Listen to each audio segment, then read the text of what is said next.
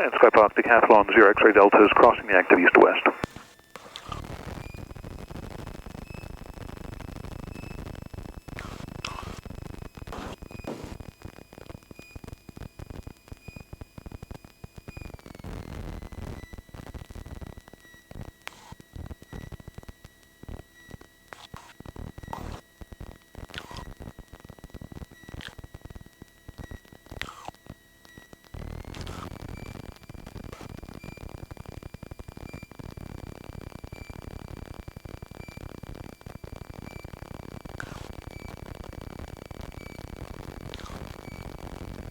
How's the visibility up there?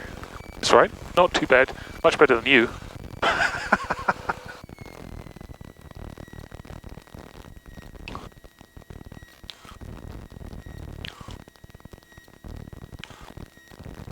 Yeah, this has a higher gear on it than the normal Decathlon because the propeller's longer. Oh, interesting. Sky Park, Bird Dog 7 Hotel, 2 miles east, inbound for the 45, downwind, 35 Sky Park. Right, so controls, this will be Sorry. maximum. That is hitting my leg. I don't know if that's going to be a problem. I don't think so. Okay. Controls, instruments.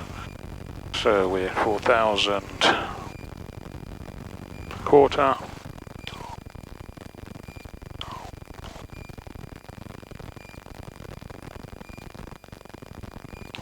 Temperatures are coming up.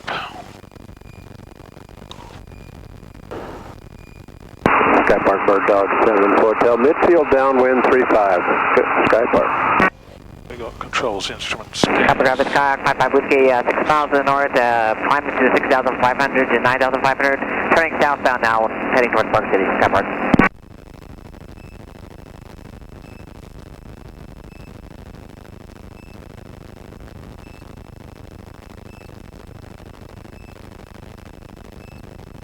So I just wait for the temperature to come up a little bit on the oil before I do much with it. Sounds good.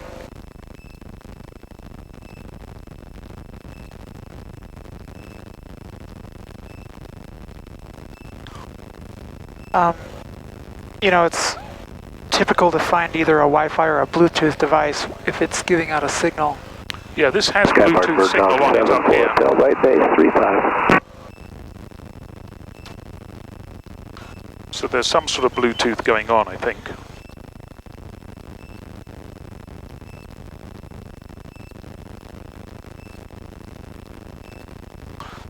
Okay, let's...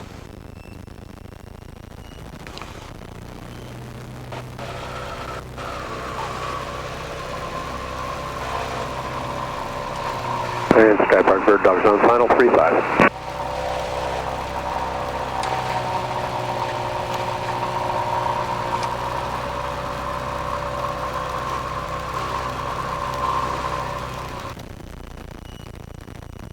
So I checked the mags, I'm coming back to 1600 odd to check the propeller. Yes.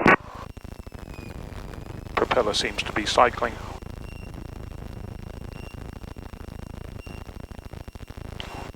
Okay. Did you find your Bluetooth?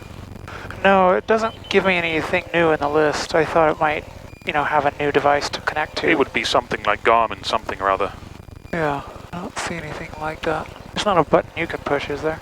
I don't see anything here. I can just see a little Bluetooth symbol up beside the GPS. Yeah, I see that too. Dang.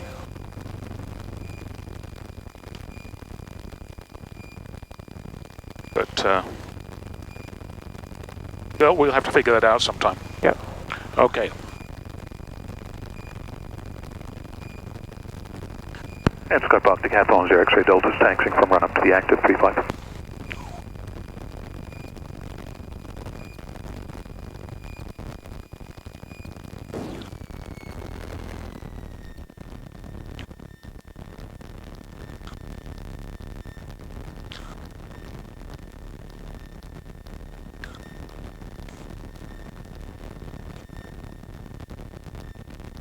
That little beeping is the carbon monoxide indicator. It's so sensitive that when we're at a low power setting like this and there's no real propeller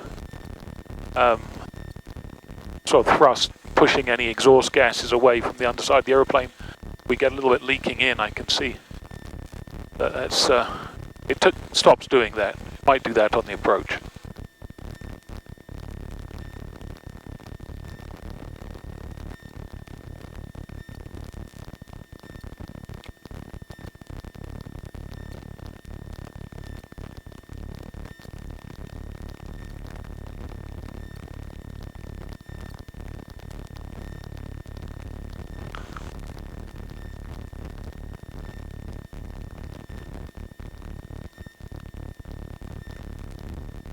Right, okay. Last things we got. Controls, instruments, gas, auxiliaries, run up, radio, transponder, boost, rich. Skipper, traffic staff will start 525 Sierra Tango taxiing from run up to hold short runway 35 Skipper. And Skypark Decathlon 0 X-ray Delta is lining up on 35.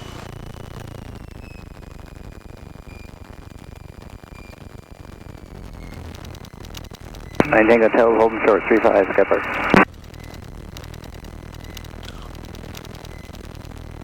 And X-ray Delta is taking off 35. Okay, so you ready? Ready. Thanks for doing this.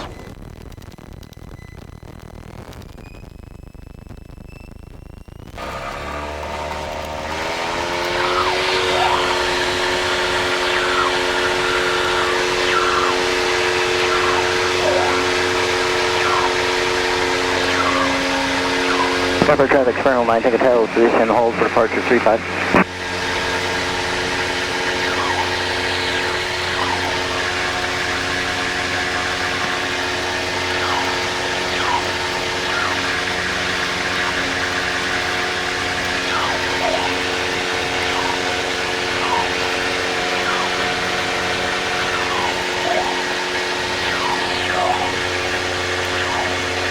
Skipper, traffic 9 Tango Hotel, on 35, Bay North departure. And X-ray Delta is departing from 35 to the north.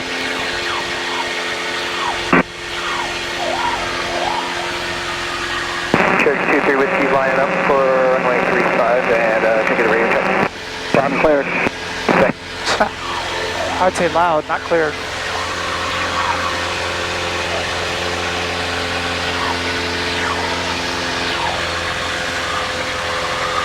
Start 525 Sierra Tango, holding short runway 35 Alpha 6, Skipper.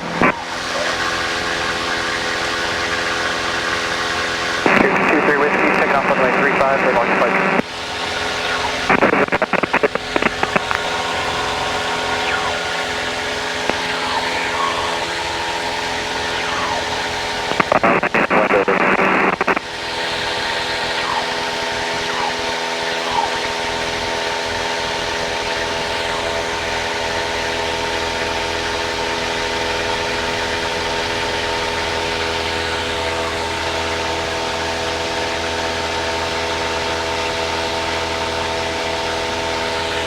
Skipper, traffic 19 Hotel, departing traffic pattern northbound. Skipper, traffic down to 55 Sierra Tango, lining up runway 35 Skipper.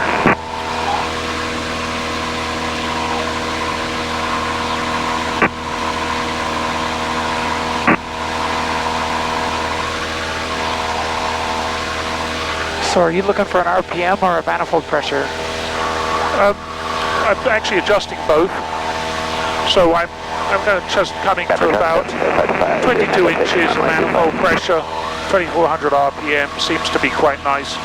And at that, I seem to be able to do it at about just under 9 gallons an hour. Nice, wow. I was reading this was more like 12 gallons an hour. Well, it would be at a higher power setting. I'm going to be at about 70%.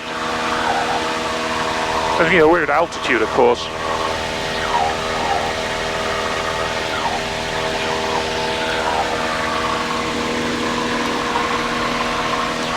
And on the mixture, of course, I'm looking for exhaust gas temperature.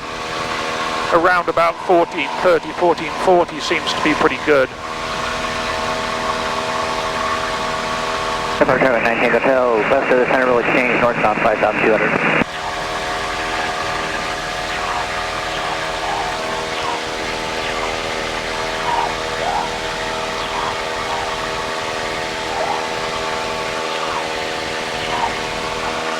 Denver truck, 705 Sierra Tango, departing the pattern, northbound on the departure leg, 4,800. What you're going to find in a minute when you fly it is, the ailerons are quite powerful. Yeah, I bet. They're huge. And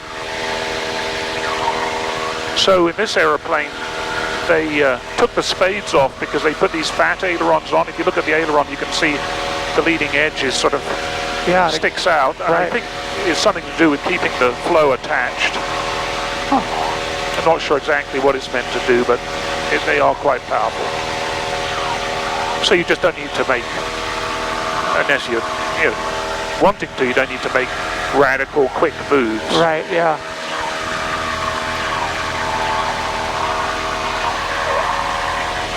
That was pretty cool.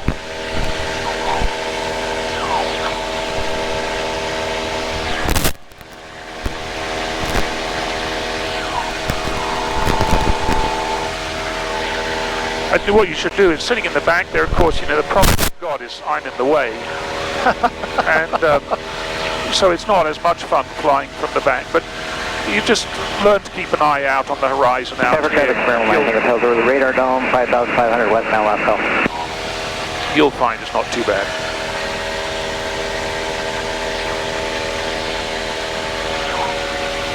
Yeah, when I flew that Super Cub in England, I was in the back seat and couldn't see any of the gauges for the shoulders of the guy in front of me. Yeah. But he just said, well, just look at that cow. Is it getting bigger or smaller? That's right. Well, and that's true. You see, right, so the view you have right now is, I mean, not so much cows, but just look at something on the aeroplane, like this or whatever it is. And right now we're in straight level flight, so you actually, it's a good habit to be flying just by attitude like that, rather than looking at whether vertical speed is up or down or any of these things. Because the aeroplane is trimmed, it flies just a fraction left wing heavy. I must see if I can adjust that, but you may not notice it, but it is just fractionally left wing low. And that's not to do with the fuel load at the moment? No, it's probably just a very minor rigging thing, and whether, I'm sure we can rig it out. It's irritated me a little bit, but... And what about, do you switch tanks, or is this always both? It's all both. So everything looks like it's in green still, oil temperature, oil pressure, fuel pressure.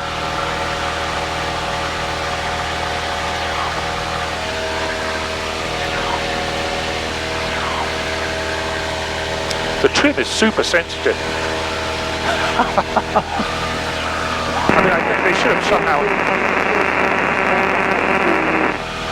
have somehow geared it differently, because I mean, it's not just this aeroplane, but all the Citabris and Decathlons have this really, and I think it's because it's not so sensitive at lower speed, but you'll find trimming it, it's almost just like a tiny little bit of pressure on the trim does it. Interesting. Is it that lever on your left? This one right here. Yeah. Yeah, I don't even know if you could reach that, probably not, but... No, I mean, maybe.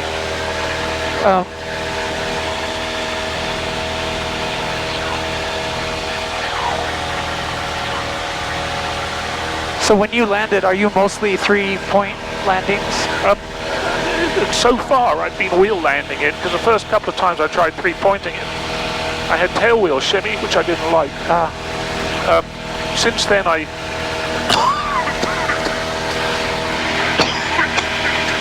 excuse me, I tightened up the kingpin on the tail wheel. So I don't think it'll shimmy again, but we'll see what feels like a good idea as we approach the land today. I will probably wheel land it and then just see if it shimmies as the tail comes down, but last time I flew it, it actually didn't, so I was feeling pretty good about the tail wheel, but tail wheel shim is just a pain in the neck. Bud Davison wrote an article in the most recent flight training magazine about wheel landing versus three-point. I thought it was pretty interesting. Oh, I'd be interested to read that. Yeah, he was basically saying if you have a crosswind, use wheel landing. Yeah. Otherwise, three-point was. I mean, that was the gist that I got from it. Well, and it's one of those debates will go on forever. Yeah. I mean, it's also it's a little bit dependent on the aeroplane. The Decathlons are supposedly hard to wheel land. I haven't found that on this one, so I don't know quite what that's about. Yeah, I think just some aeroplanes seem to wheel land better than others.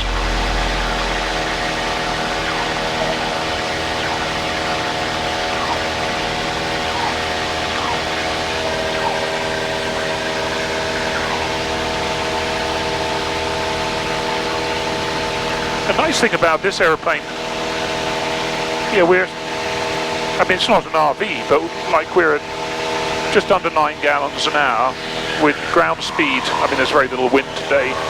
Ground speed 113 knots. That's not bad. Yeah.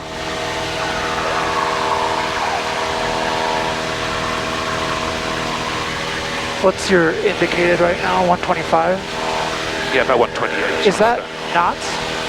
That is miles an hour, so it's actually indicating about the same as the GPS. There's no wind. We're indicating about 115 knots, and we're ground speed about 115 knots.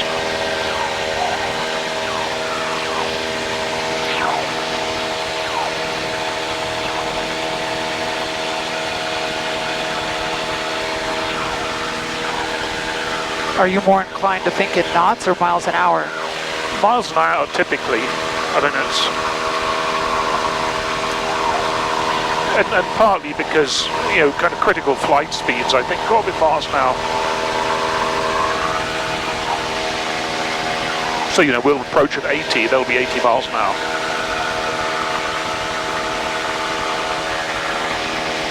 Now, I don't know whether you're able to see, are you able to see the turn and slip from where you are? No. Yeah.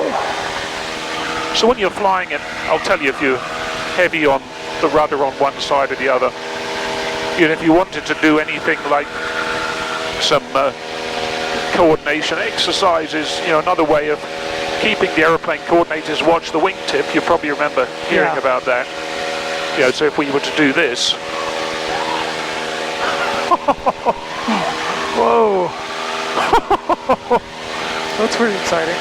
Then, and you know, you want to keep the wing sort of in one vertical plane or whatever it would be called. But was that a lot of rudder input just then?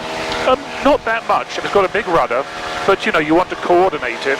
Yeah. And of course, as I was doing that, I actually wasn't looking at the ball, but I was keeping an eye on the wingtip, and I think we were reasonably coordinated. But again, it gives you a sense of, you know, the ailerons are light, but they're also quite smooth, you know. I mean, you're just going to find it different than the 172. Yeah. So, you know, we're straight and level here, about 5,500 feet. We could just go straight ahead up here, get a sort of a sense of attitude of the aeroplane, and then you can take over. Okay. You ready? Sure. There you go. It's all yours. I'm off the second rudder. Okay. Flying controls. Yeah, I see immediately sort of that left. Yeah, it just adds sort of left wing low. So I've got no rudder pressure right now. Is the ball centered? Is this? Yeah, yeah. And stay relaxed on the rudder. I mean, in normal cruise flight like this, it's trimmed to fly pretty straight. Yeah, I can feel that little left wing. And you know, the rudder's not super light. It's not like in the Jungmann. The rudder is much, much lighter than this, so it's easy to over-control on the rudder. With this aeroplane, you know, the most powerful control, well, I mean, elevator, but ailerons are designed to be very powerful just because they try to get the roll rate up. Yeah, it makes sense.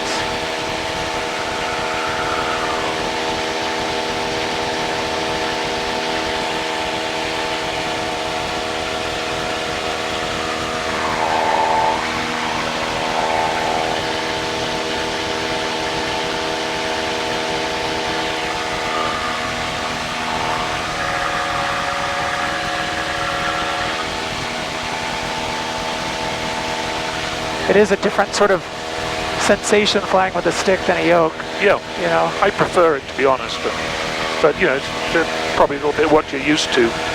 But you know, if you want to make some less turns or whatever you want to do, you just...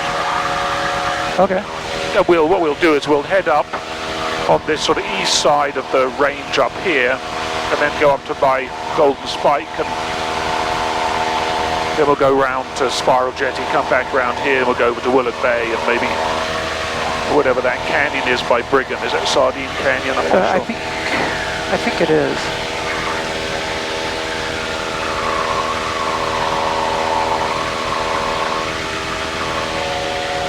So, in terms of emergency procedures, can you land on any of this stuff below us? Or is this all mush? It's mush right now. Yeah. Well, I say it's mush. I don't think it's frozen at this point. It might be hard enough because of being a bit frozen, but I don't think it would be pleasant. I'd definitely try and head over there as far as I could, away from the water. Yeah. You know, this aeroplane, I mean, it's got lots of wing area, but it's kind of a shortish wing on it, and so I'm sure it doesn't glide that well. But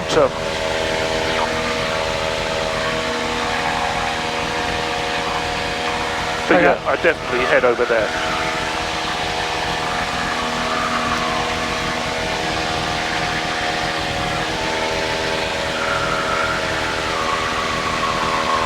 So, am I okay on this course? You're just fine.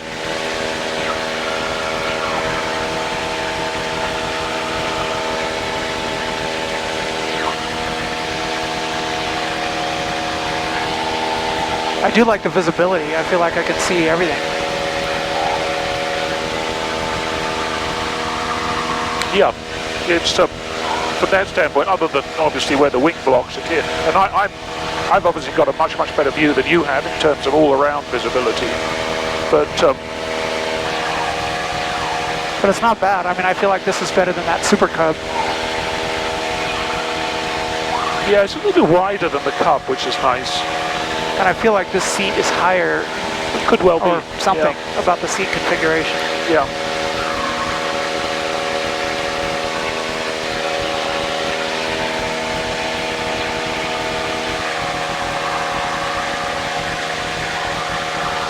So I was thinking I'd come out to this road or railroad line and just follow it. Sure. Because that's where we're going, right? Over to the left? Yeah, over to the left, then we'll go up north from there. Along this side of that? Yeah. I mean, you could also just stay on this heading for a bit longer if you want. You know, the only reason to follow the railway line here would be if there was a train on it, we could pretend we're shooting at it.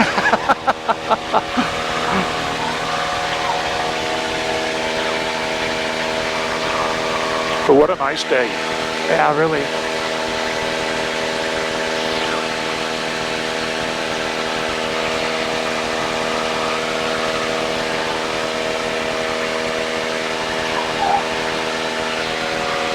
If you want an indication of how good your Bose headset is, just lift one of the ear cups.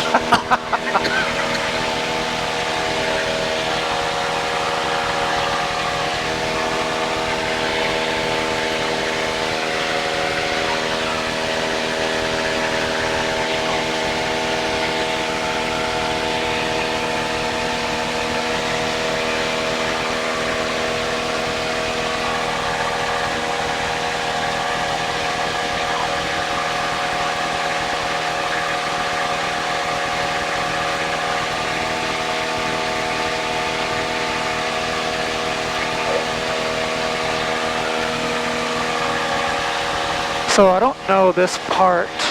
When you say follow the coast, like, do I want to be over land, over water? Well, I would just go sort of along the edge of the coast up here to the right.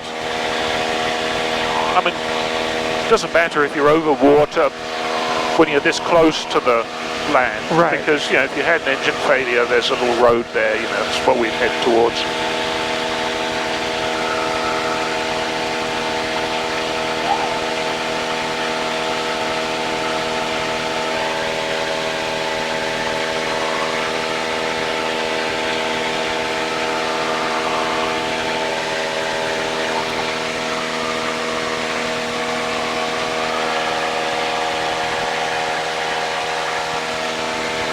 Is there you said rig it out when you're talking about that left aileron thing, left wing low. Is there no sort of trim tab or similar? Well, some airplanes you might put a trim tab on it. I think this one we can probably just slightly adjust the linkage between the bell crank and the aileron. Which would just to bias the aileron a little bit differently. Right, yeah, kind of neutralize it. My guess is it's just like a fraction of a degree out.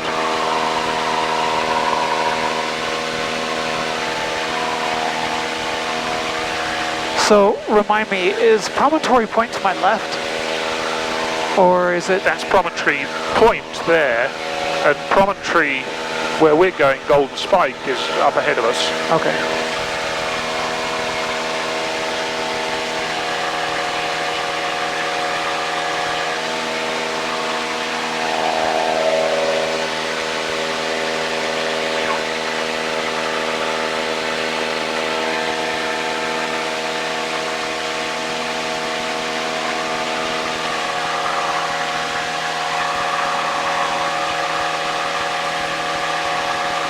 It's kind of fun how the lake works like a mirror at that low angle, looking back at the mountains.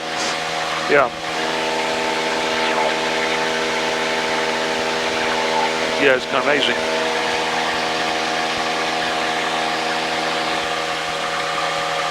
In fact, do you mind taking the controls for a sec? Sure. I just want to get a photo of that. Your controls? Got it.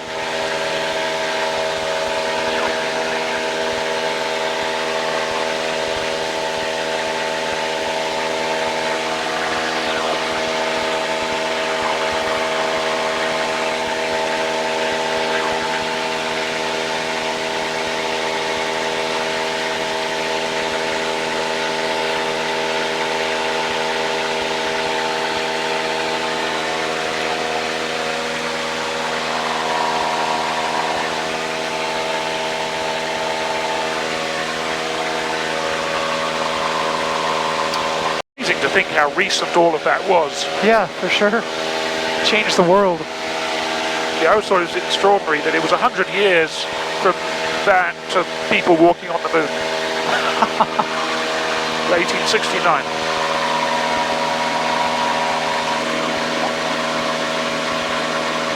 You want to fly? Sure. I was just checking the GoPro. Right. It's still going. Okay. Sort of pointed out that window. Should still be fun. Sure, I can take the controls. What? Okay, my flight controls. And where are we going? Out to spiral jetting? Yeah. So spiral jetty is going to be just straight down here, and then we'll go off to the left a little bit to the intersect coastline. Okay. Probably about 20 degrees to the left.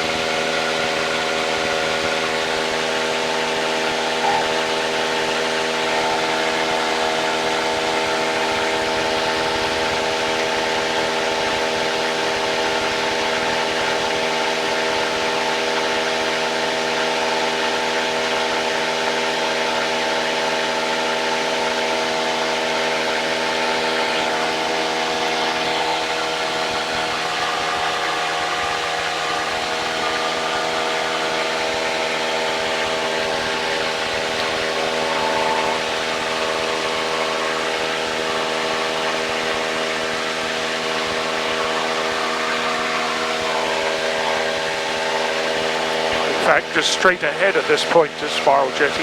Okay.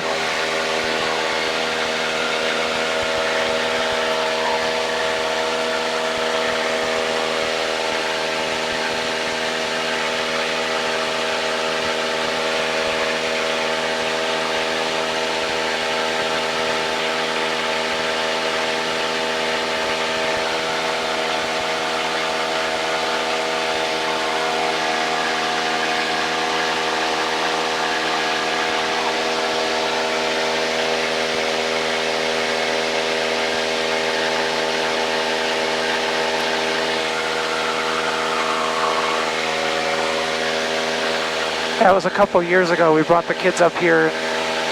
You know, the water was way out, so we could walk right out to the middle of the jetty.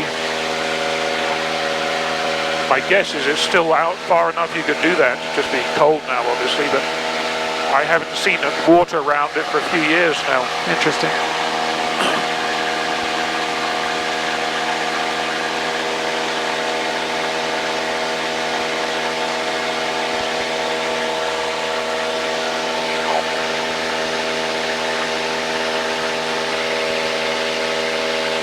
Certainly is a remote location for an art installation. Yeah, certainly is.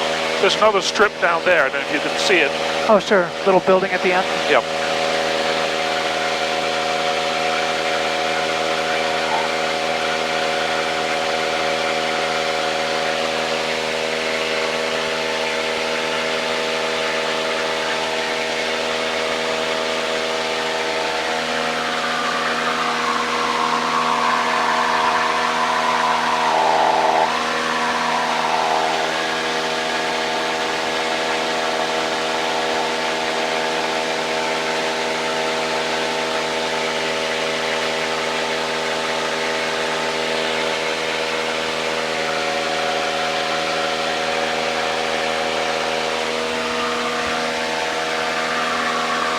Can you see the jetty yet? Seems like I should be able to, but I can't quite. Well, it's always hard to see. But we're just about, we must be heading just about directly to it. So I'd just stay on this heading.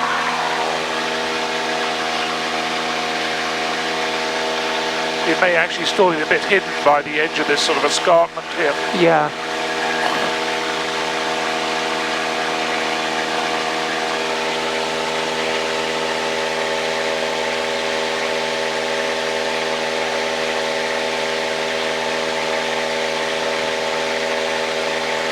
Oh yeah, I see it now.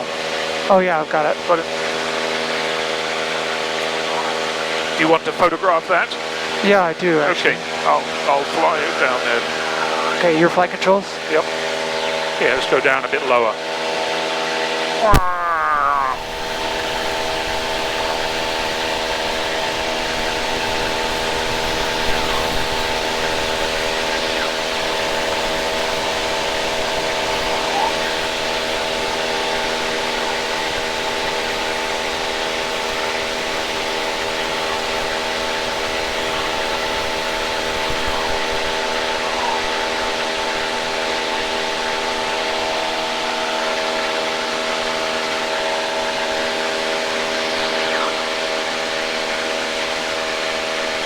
It looks kind of small from here. Yep.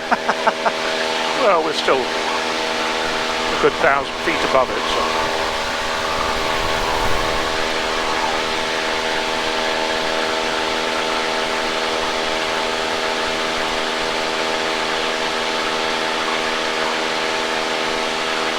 That's fun. It's a good view of it. Still people out even on a cold day like this. Yeah.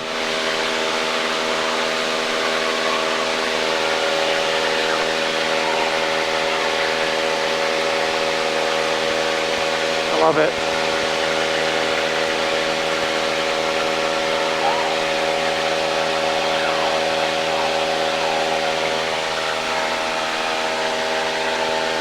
Thanks, that was fun.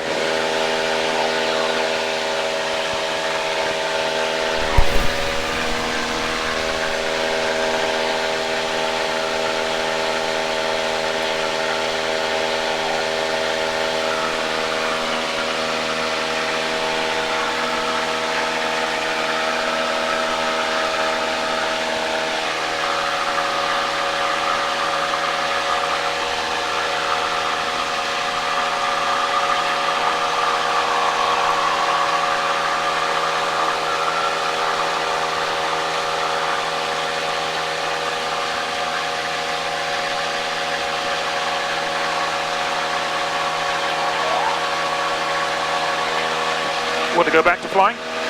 Sure. Okay. Okay, my flight controls? Yep. And just follow along the kind of edge here. Okay.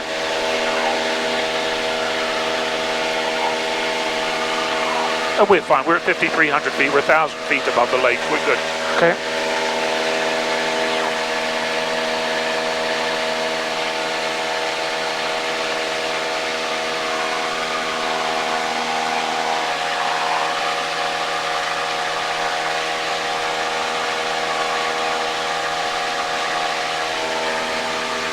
So when you made that altitude adjustment, I saw you mess with the throttle, but you didn't change the propeller?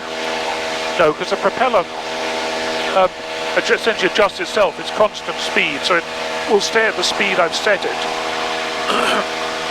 So, I mean, 2400's fine for just a shallow dive like that. You know, if I wanted to be a bit more aggressive, I might have actually moved the propeller to 2,500 RPM. You just don't want to be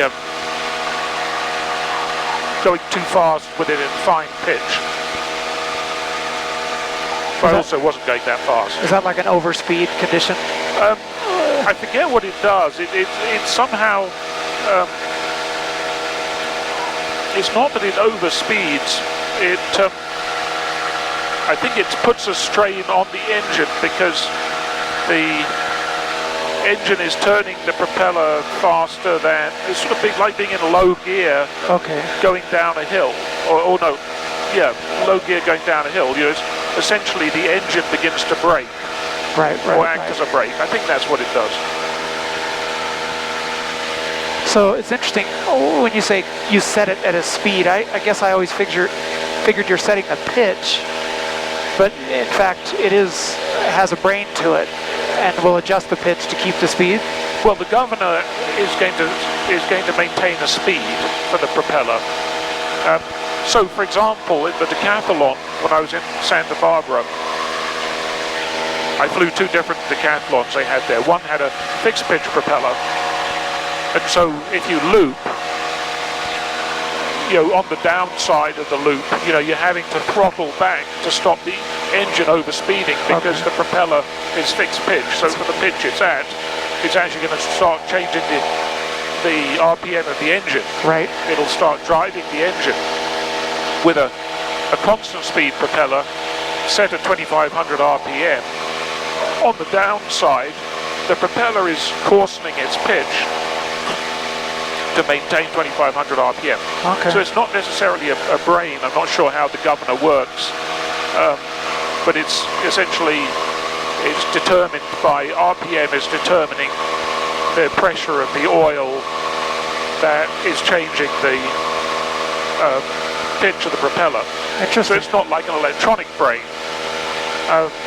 Although in something like the Cirrus, it is an electronic brain. I mean, what they've done is they've wired up throttle, manifold pressure, propeller RPM, so that I'm not then messing around with all these different things where I'm kind of essentially operating throttle, propeller and mixture to get to the right engine condition. It's just, you know, one lever. Interesting. Yeah, I did kind of like that in the Cirrus that I flew. Just sort of one thing to worry about. You're okay with me taking this shortcut? Of course, that's fine. It's always fun how dark, well, you've seen it before. Yeah. Kind of red, sometimes it's even redder than this. It's so brown today, but look how settled the lake is though. It's just like glass. Yeah, amazing.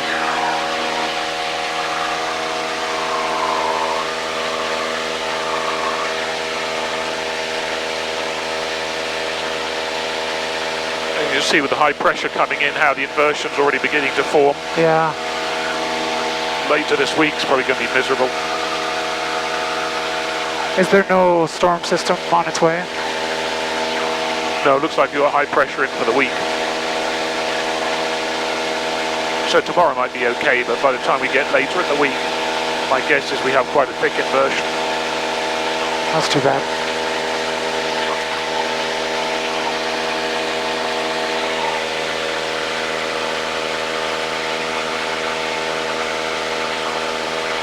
How's your temperature? For me? Yeah. Yeah, I'm good. Yeah. I'd rather be a little bit cooler than too hot and can't do anything about it. Yeah. I mean, for me, I'm getting more sun effect in here too, so it's really not too bad. One thing I find, which is I think just an age issue, is my knees get cold.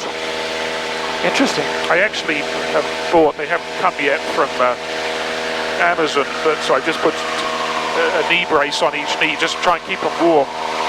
But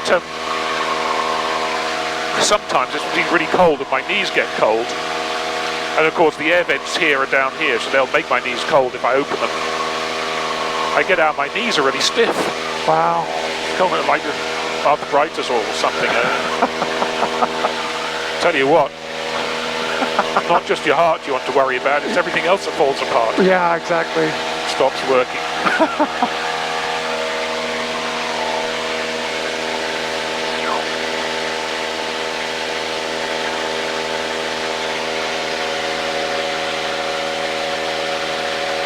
I always find it interesting, like these little kind of like this little harbour in here or whatever that is. Yeah.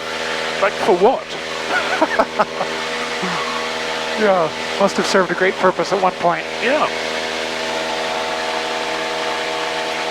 Kind of weird, but interesting.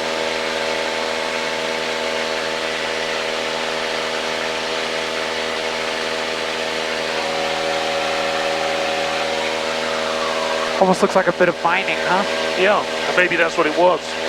Yeah, probably a quarry, because there's some quarry activities up there and here as well. So yeah, it's probably some sort of quarry operation.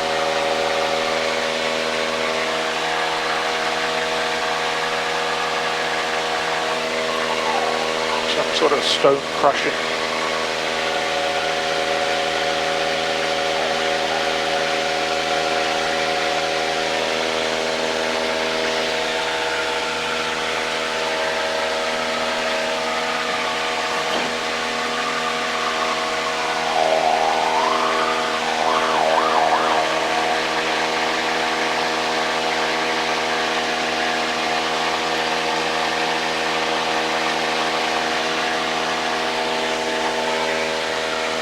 There's another strip down here, as you know, the Promontory Point strip. Right. Is it ever used? Oh yeah, Sort of. yeah. Yeah, so you actually have to watch out because the brine shrimp guys fly out of there with the aircraft they use for spotting the brine shrimp. Oh, interesting. And so there quite often will be an aeroplane down there. And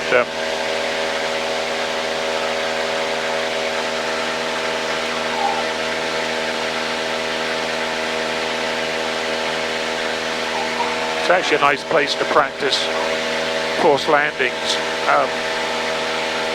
although I think it is, well, it is private, so you just don't want to do it when anybody's around. Yeah. I don't even see it on my ForeFlight. Usually they have the private ones on there. We're sort of lined up with it now almost, aren't we? Pretty much, yeah. We're just about 10 degrees off the runway. If you just stay on this heading, you'll see it pass just under you to the left. And then you can follow the railway line.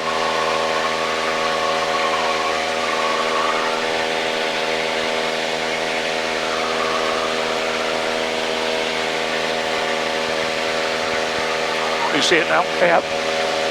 Little turnaround at the end. Yeah, I can't quite tell if there's an aeroplane down there. There might even be one down there. Something red at the end of the runway. I do see that. I thought, yeah, it's hard to tell.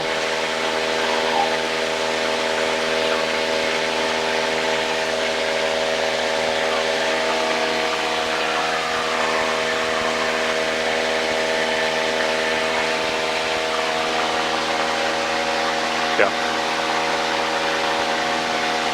So that's an active operation. Yeah, and I don't know whether they scoop up the brine shrimp in winter. I'm not sure what the deal is, but you know, it's a real business.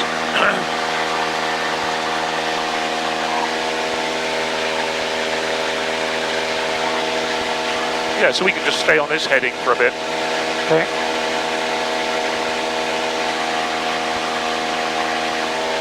You've got Willard Bay up over there.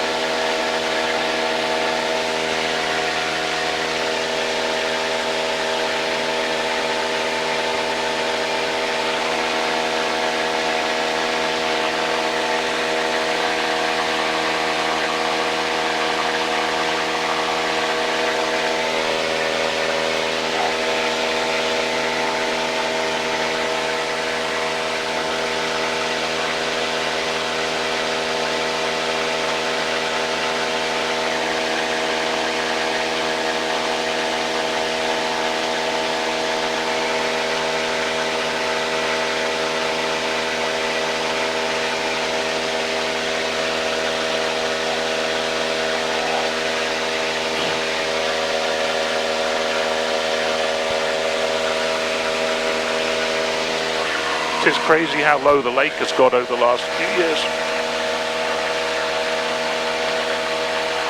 Yeah.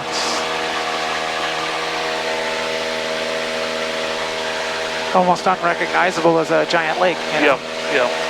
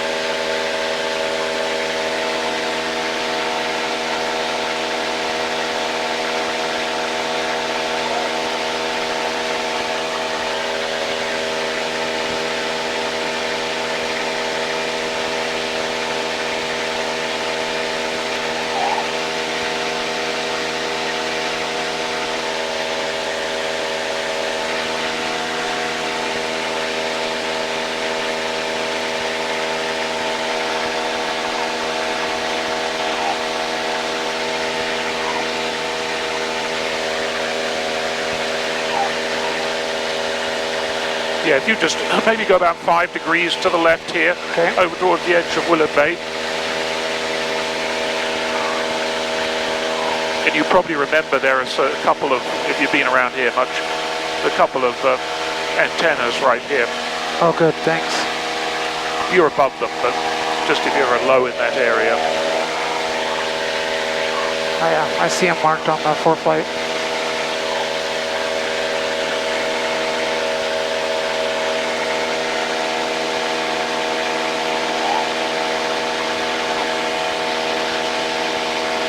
Is there any traffic to speak of? I haven't seen any. Well, there's somebody 700 feet above us over there, probably on coming in or out of Ogden. But no factor.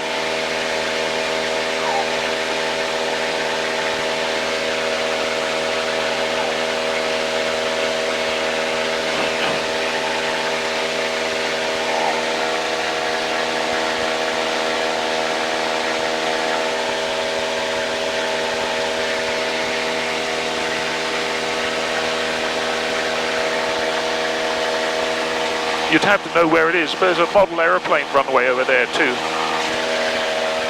Is it just where those few buildings are? Yeah, just very low little white. Yeah, yeah. Yeah, that's model airport. That's fun. Yeah.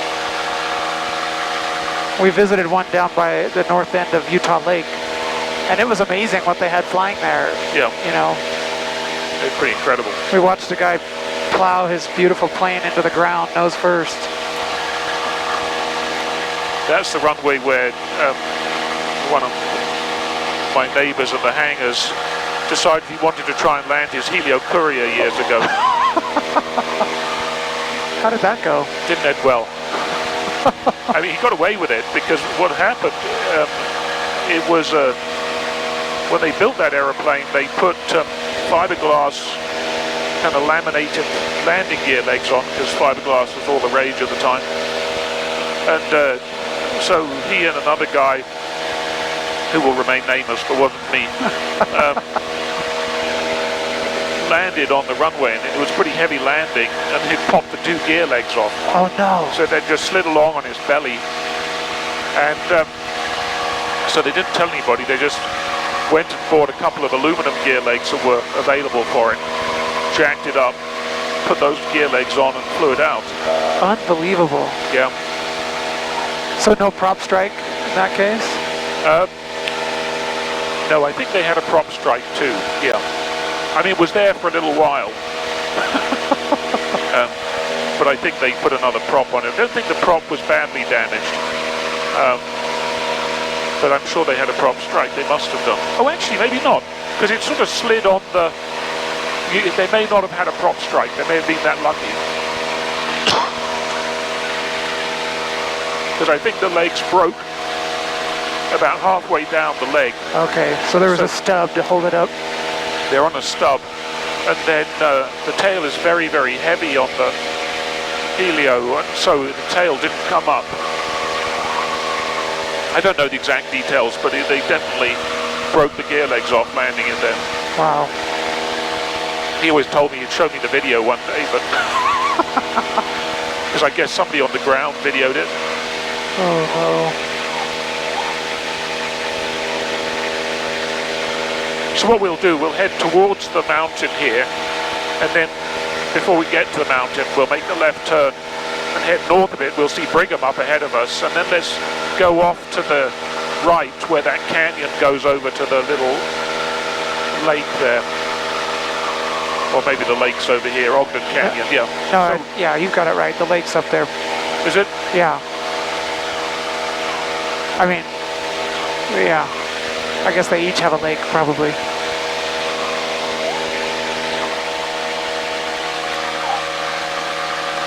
And we'll probably at that point need to climb a little bit, which you can do just when you want to, just open the throttle a bit.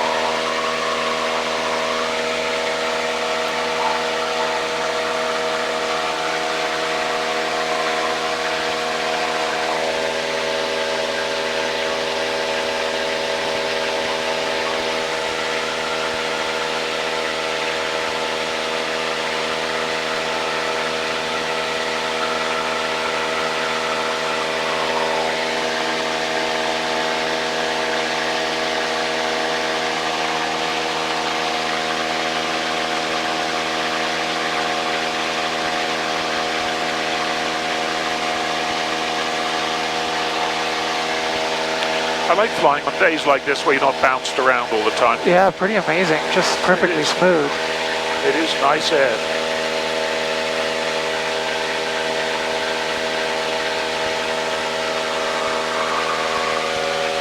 It's kind of fun to see the ice. Yeah.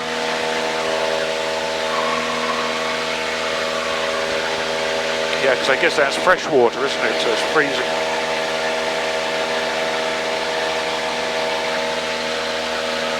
So we're still okay for traffic? I know this is kind of a busy corridor, but I don't see anybody. There's somebody 2,000 feet above us over here, but no factor at all.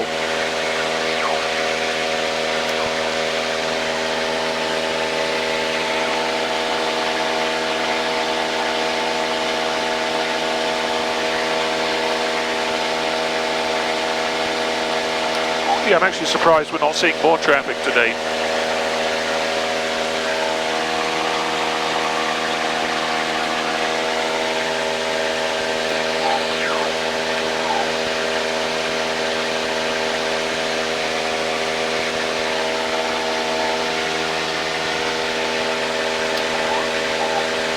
So have you got like a moving map on your ForeFlight? Yeah. All right. So you know where we are even. That's good.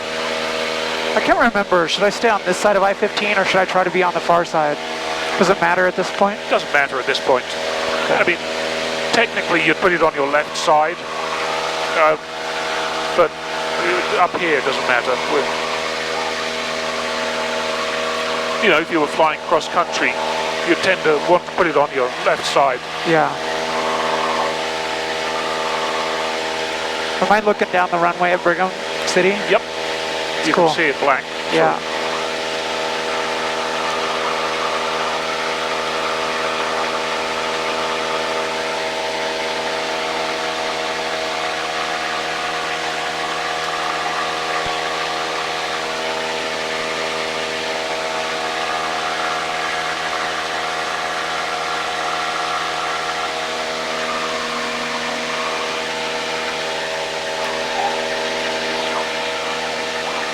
Yeah, so the thing to do is as we come up here to Brigham City, we'll make a right, go up the canyon there, and we'll see how we are. We may need to climb a little bit.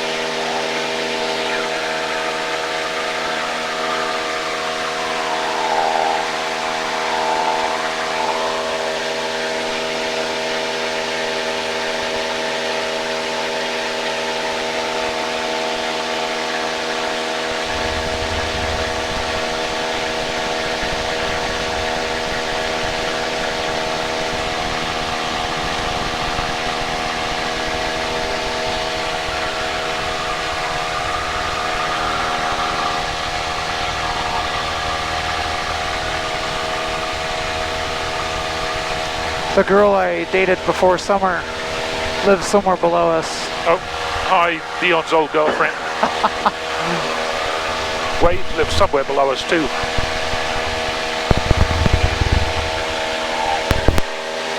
There's a good sized runway up there, isn't it? Yeah. So, should I start climbing here? Yeah, if you want to. And then, what would you do with the throttle? I mean, I'd open it a bit. Here we go, we'll just open it a little bit. are you doing that? Yeah. And if I was opening it much more than this, I'd also probably give it a few more RPM. But, Yeah, it's just weird to do that and not hear it, you know? yeah. And, you know, I'm looking at the RPM number, it's not changing. It's strange. But yeah, if you just kind of keep that attitude for a little bit, you're climbing about 500 feet a minute. And we'll just come round here and go through the canyon.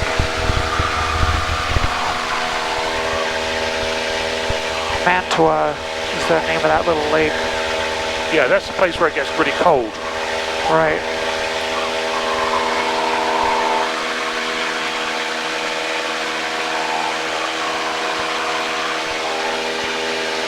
You're flying it? Yep. Good. Well, as far as I know. Yep, you are now.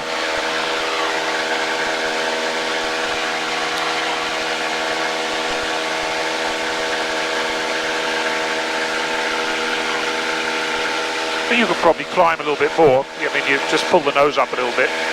Don't have to do anything else. Yeah, I think I can see the frozen lake off there.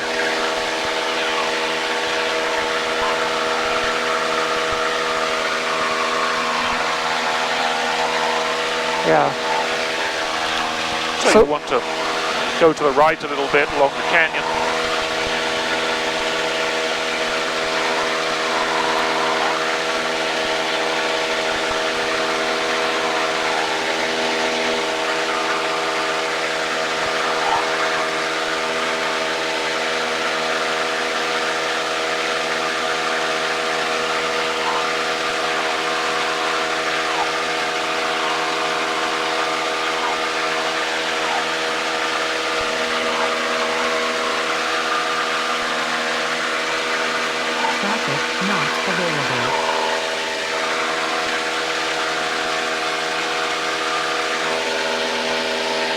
I'd keep climbing a bit more. I'll give you a bit more power. Yeah. Because we lose manifold pressure as we climb.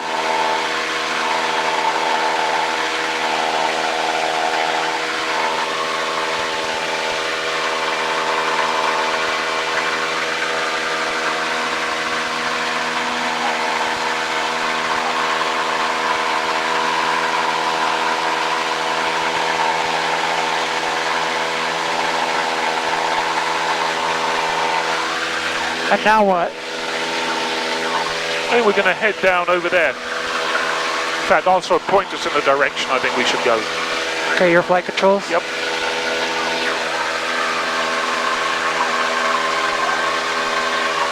Mind if I get a picture while you're doing that? Sure.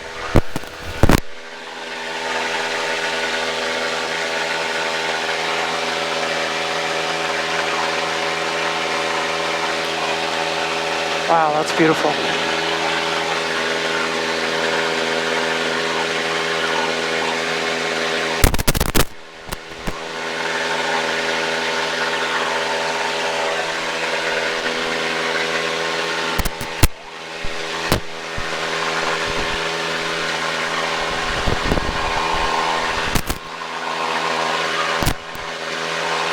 I landed the Helio in this field just down over here.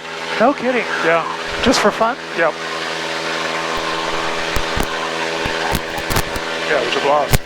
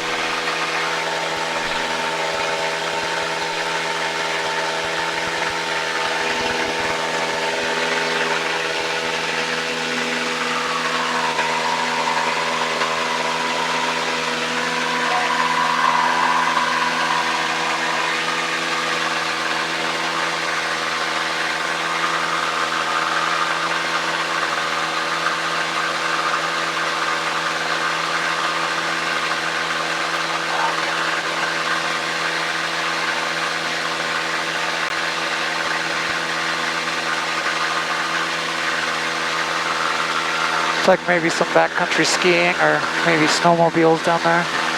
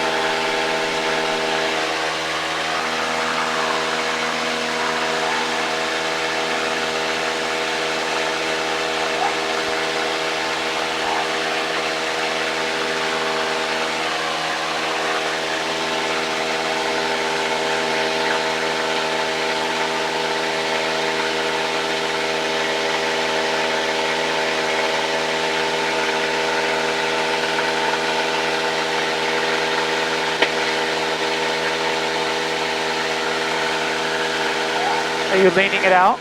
Yeah. Interesting. I'd like to lean it more than that at this altitude.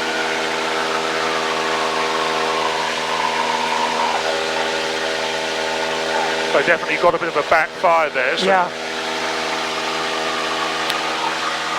must be the cold temperature.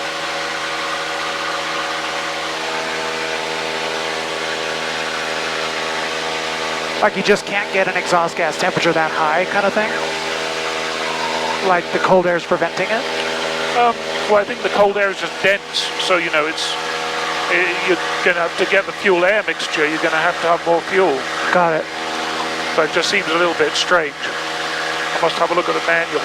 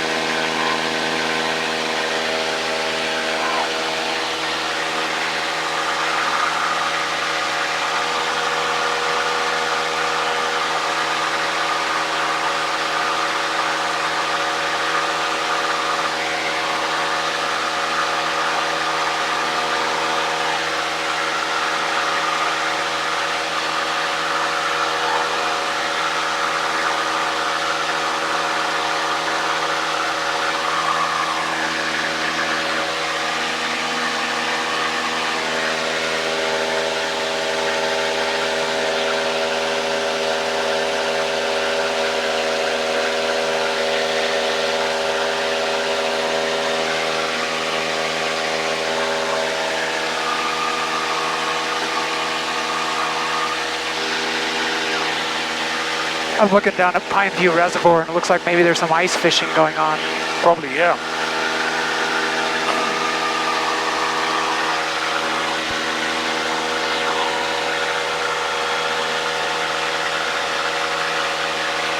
It's a good look at Ogden.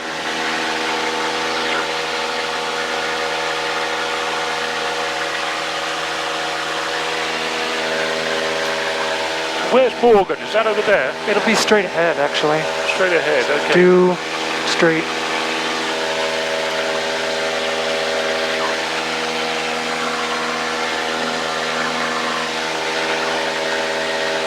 A little off to the right. Okay. Maybe 5 degrees.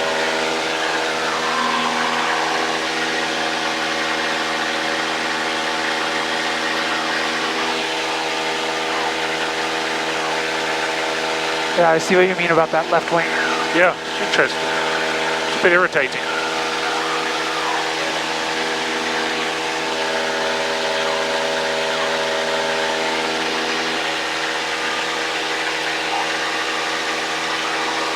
Don't think anybody would be gliding today.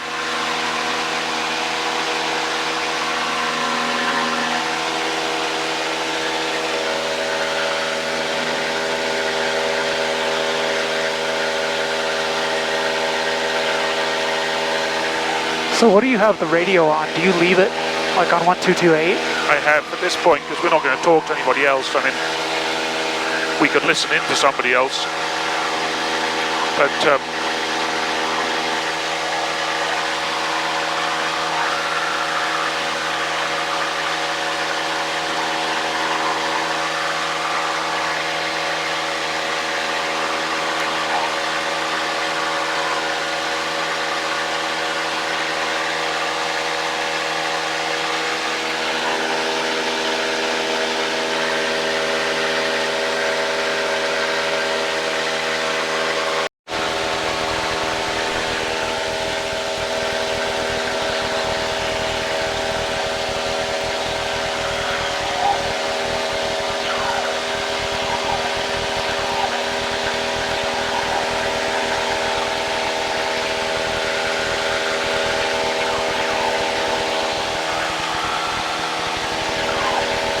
The GoPro battery had died, so I just swapped it out. okay.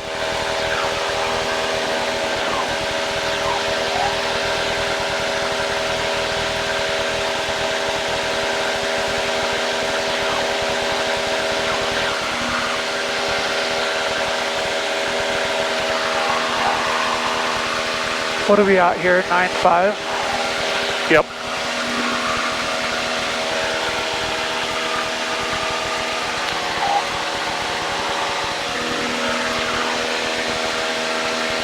So it's like you're cutting the corner between Big Cot or Parley's and Immigration. Yep.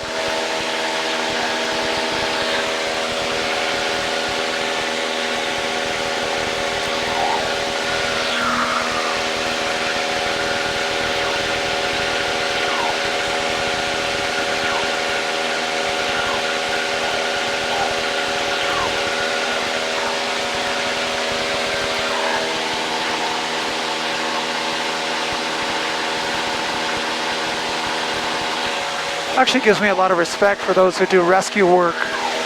How would you spot anything ever? You know what I mean? Yeah, I agree.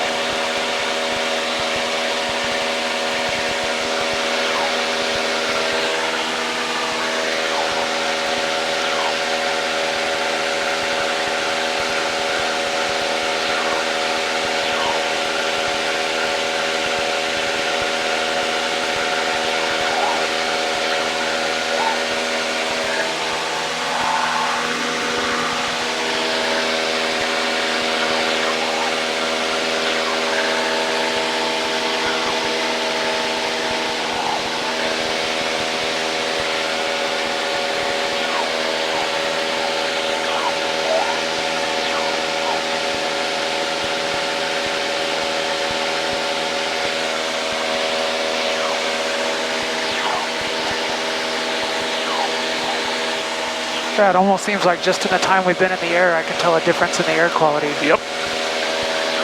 That's what's happening.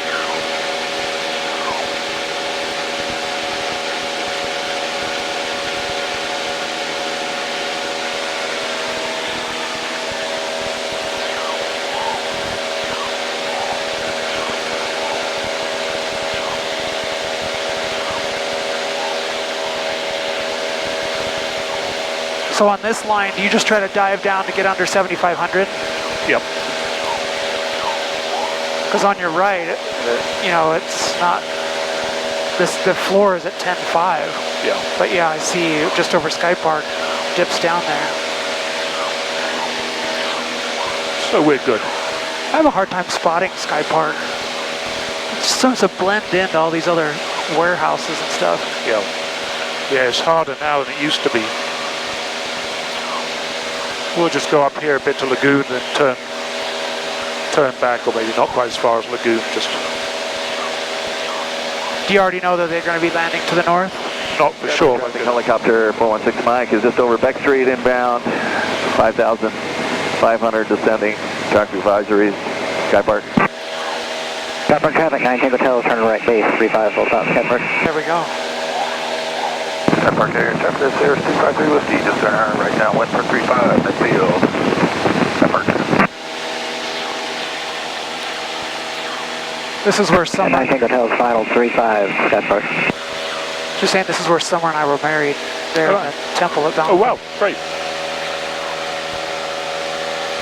Sky Park traffic, now for 550. There's Sky Park, just a beat. So I was looking for the guy on final, but I don't see him. He wasn't the helicopter, was he? I think it was a helicopter. Oh, okay. I might be looking in the wrong place then.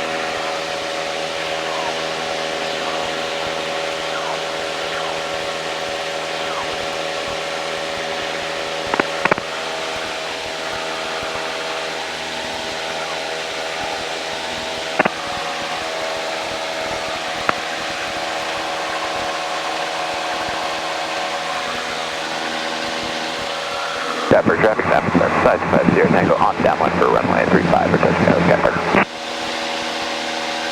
And Sky Park area, traffic, this air 253 Whiskey, turn up east to Bill, full center behind on a 45 for downwind 35, Sky Park. Stepping on each other.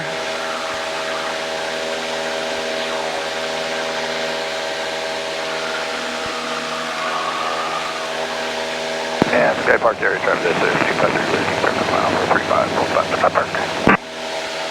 9 Tango Hotel, clear the active, Sky Park.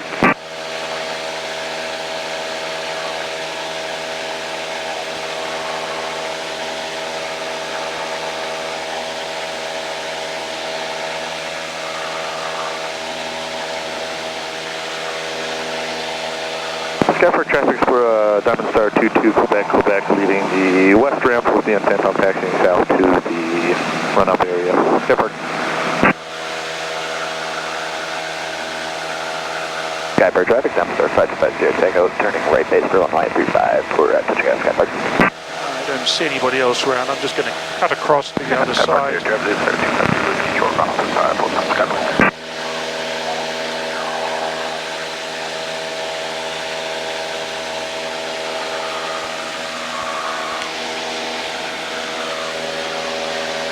Radio check. I'm clear.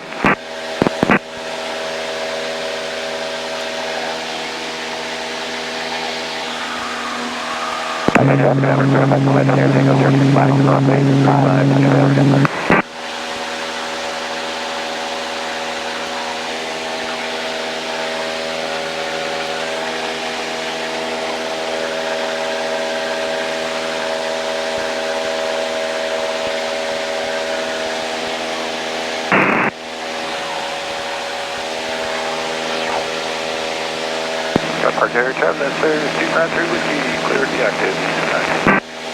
And Sky Park traffic, helicopter 416 Mike is on final for 35.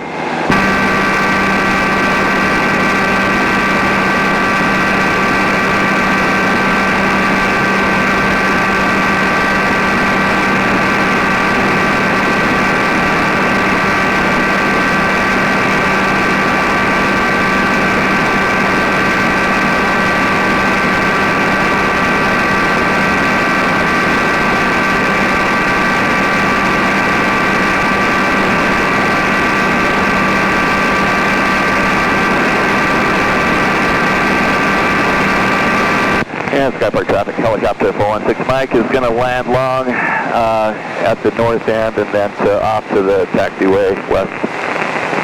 Skypark.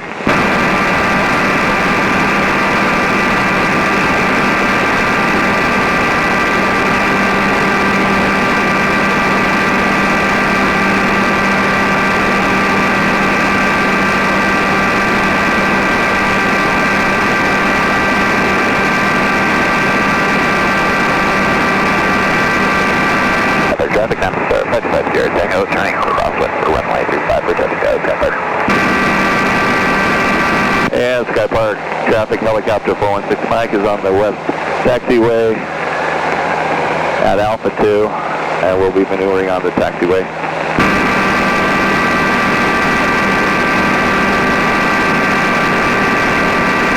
Skypark traffic, Warrior 38986, runway 35 for West Coast Center.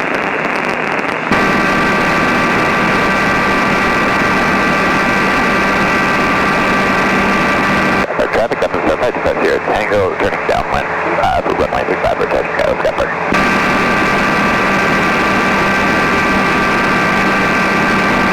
Skypark traffic, Decathlon 0 X-ray Delta, Central is change 5,500. I'm going to join at the North Refinery for the 45 to 35.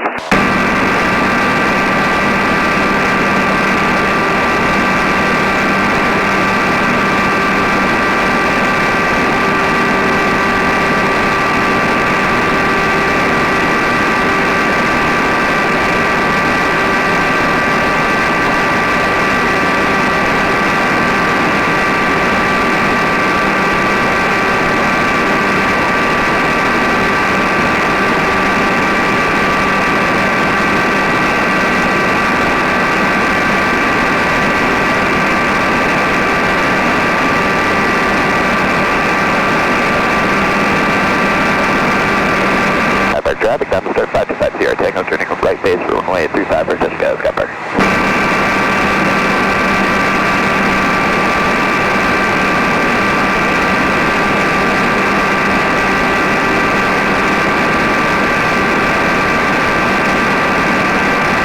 Decathlon 0 X-ray Deltas, North Refinery on the 45 to 35.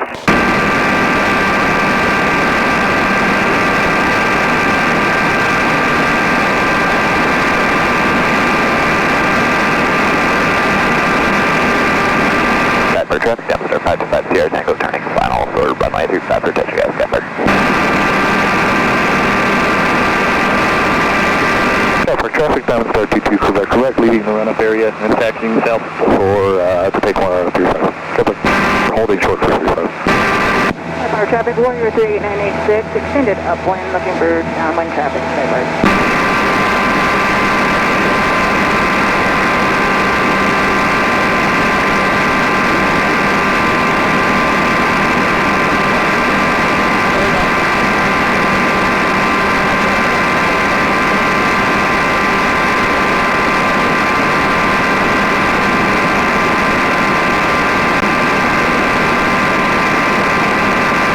Skypark traffic, Warrior 38986, turning right cross onto 35, Skypark. And 0 X-ray Deltas, right downwind 35.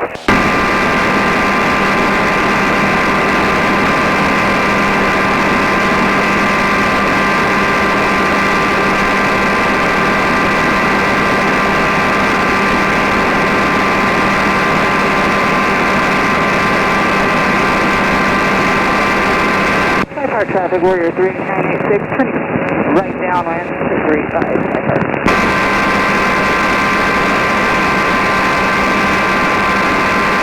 X-ray Delta, setting base leg 35.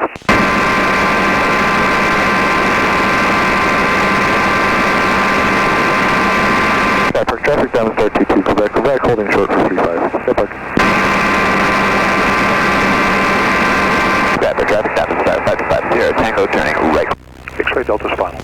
Protection go, Skypark.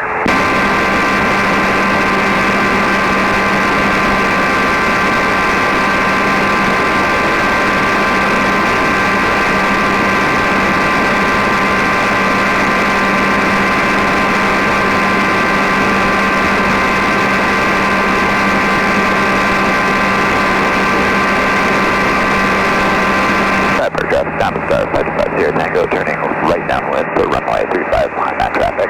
Skypark.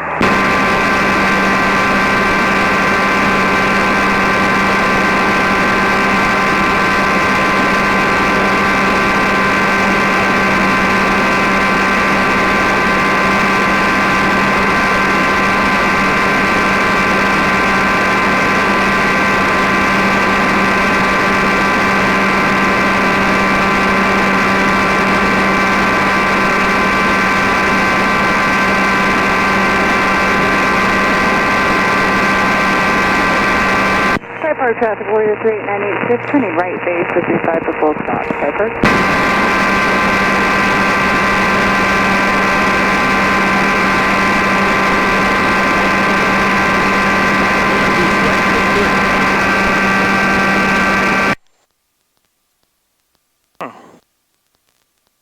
Weird. That's squelch. I just pressed the squelch. Maybe that was what it was. It was irritating. I was wondering if you were getting the same thing. I kept rechecking my connections. Like, did I bump something? Yeah, no, I think it was either squelch or somebody else's. Yeah, it was on the mic or something. Skypark traffic, Warrior 38986, turning final 35 for full stop. Skypark.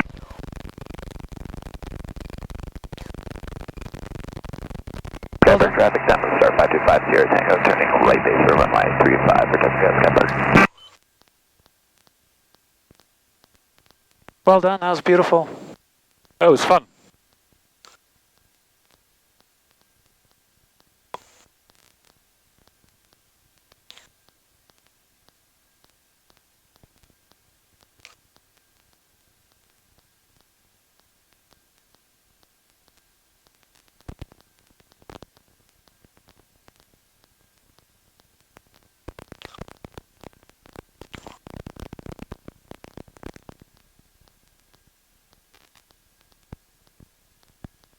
Skypark traffic, down Star 550 Tango, turning final for runway 35 for touch and go. Skypark.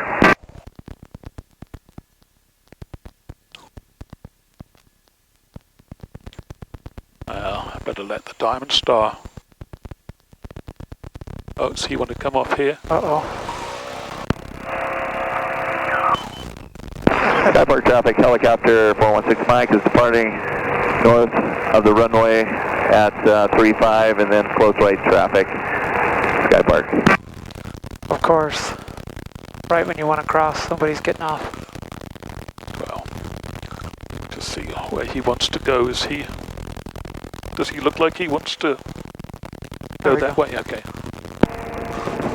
Skypark traffic, Warrior 38986, cleared runway 35. Skypark.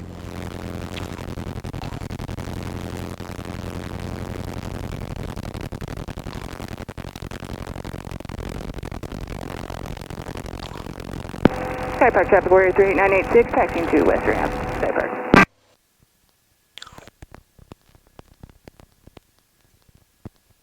Skypark traffic, Diamond Star 22 back to back, taking runway 35 for departing north and heading for the practice area.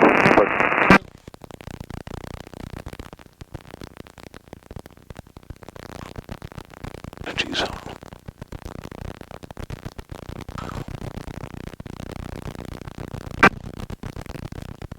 Skypark traffic, helicopter 416 Mike is base to final, east of runway, parallel 35, Skypark traffic.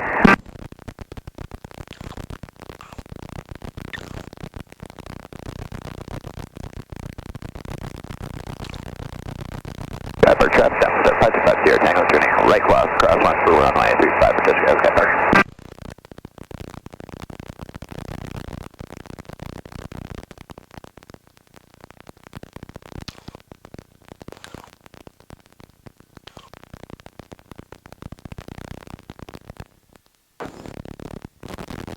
And zero X-ray Delta's crossing active west to east.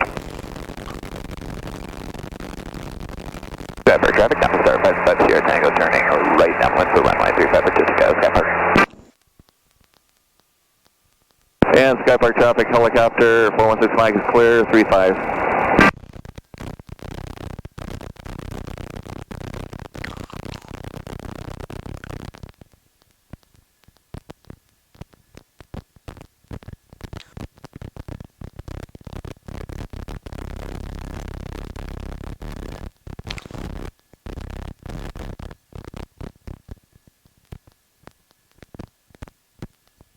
Well, we made it. Well done. That was amazing. Beautiful landing too. It was, actually wasn't that great, just to critique it.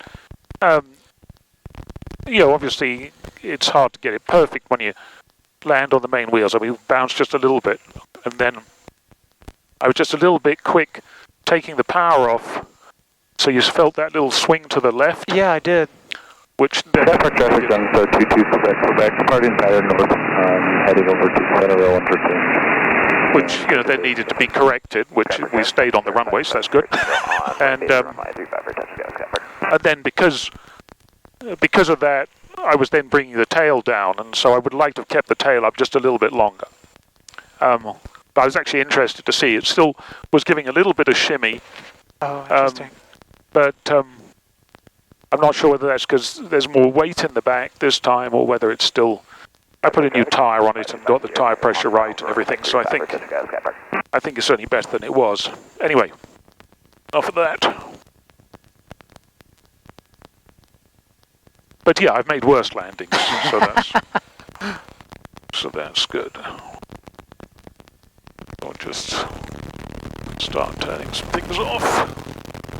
Avionics.